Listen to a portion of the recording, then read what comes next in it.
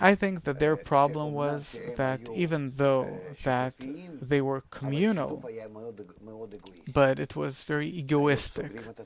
They locked themselves inside, they didn't allow anyone to come in, and if they did, then it was through hard labor. So, what's interesting about kibbutz members is that they have two as if counter qualities. They really want the togetherness, the connection, the kibbutz, but closed inside themselves and they don't open outwards. And it's a result of the hard life, and it came as a result of many doubts and fears and suspicion towards everything going on the outside, the desire to protect themselves. It's not that, God forbid, I'm blaming them for something. They are people with a very hard character, even though that it is a collective kind of character. And we see that these two coincide in them. And I think that the problem was that they thought that it is possible to pass the kibbutz idea from father to son. They didn't understand that it can't be passed on this way, as it says that the Torah isn't passed in heritage. Yeah, from what I read, the disillusionment came when they watched their children fighting, each for his own toy and so on. From what I read, they felt a sense of anguish that despite their efforts to pass on the qualities of communality onto their children, it didn't. Human nature. Man's nature is evil from the very start. That's how it is. They approach human nature like what I later on experienced in social Russia, that they thought that it's possible to change human nature by education, meaning the claims of capitalism that you're doing something which is against human nature were correct. Of course. And that's why capitalism survived. It also reached an end, like anything else in the world.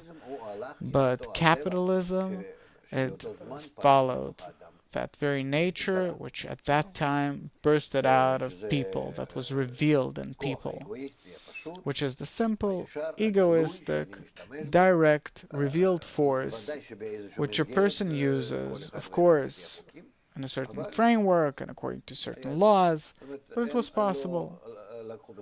Meaning they did not take into consideration that their children aren't born ready with the kibbutz ideals.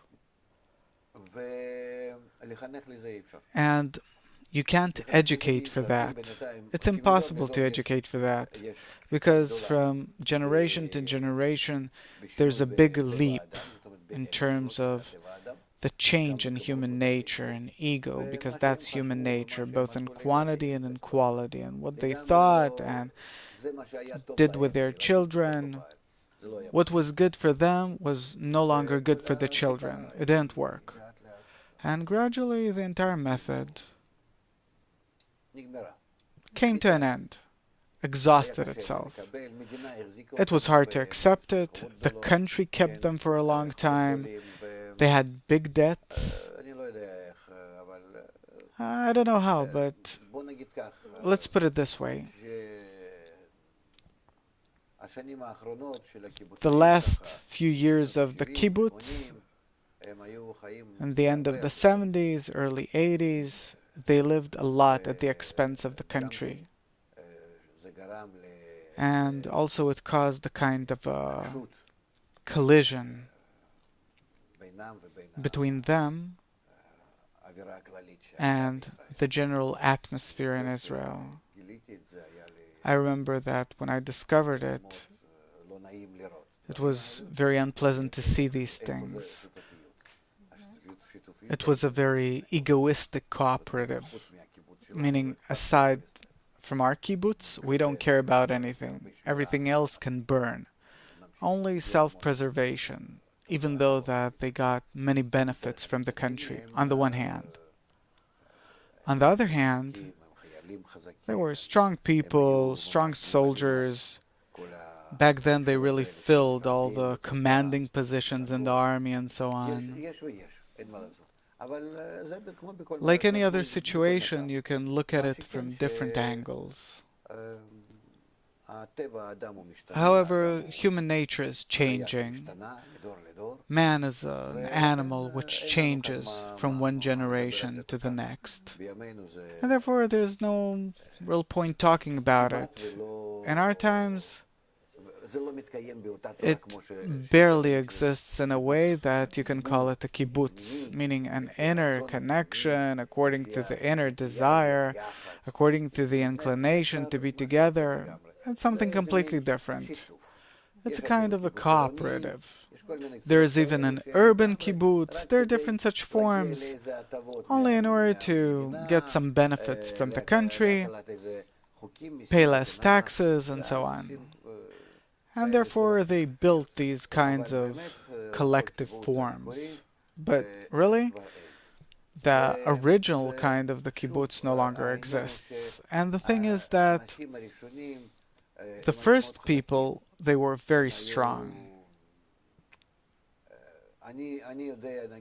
I know, suppose that we wanted, when I came, we wanted to join a kibbutz. It was in 1974. And when my wife saw that she has to give up our child, who's 2 years old, and to see him once a day for half an hour, I don't know how long, she didn't agree. And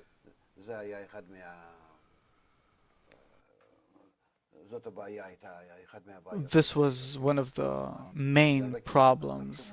In many kibbutzes back then, they demanded that the children be educated together, completely separately from the parents, and that's incorrect, really incorrect. We also know, according to researches, how much evil it puts into a person later on. It really creates a distortion in his attitude towards life. Even if you fill him with all riches, but he doesn't feel his mother's warmth, that she's next to him, that she cares for him. We're animals, one way or another, and it has to be like it is in nature. So to this day, the kibbutz is no longer in crisis. I think that's incorrect. It's not the same kibbutz, but only the name is left maybe, like a showcase, externally wise, but on the inside, of course, it's completely different things. And I've examined several times the option of joining a kibbutz with our society, and I saw that they didn't accept us. No one accepted us. They said, "Where were you 20, 30 years ago?" Meaning they saw that we're as if dinosaurs, even though that we consider ourselves to be new, having a new spirit in this respect, which is based on a special force, which we derive as a result of our connection. And by this special force, we can invert anyone, turn anyone into a kibbutz member, not according to what they considered a kibbutz member, but according to human nature. But that spirit, nonetheless, to some extent, dwells in the country, and I very much respect this movement, even though that today it's neither in that or in this direction. It's not like it was in the past. That time's over, everything changed, and neither in the new direction, that they want to reinvent themselves. They already know and understand that they survive as much as they can this way, and if not, then here and there You see signs of privatization, and gradually they're changing their form.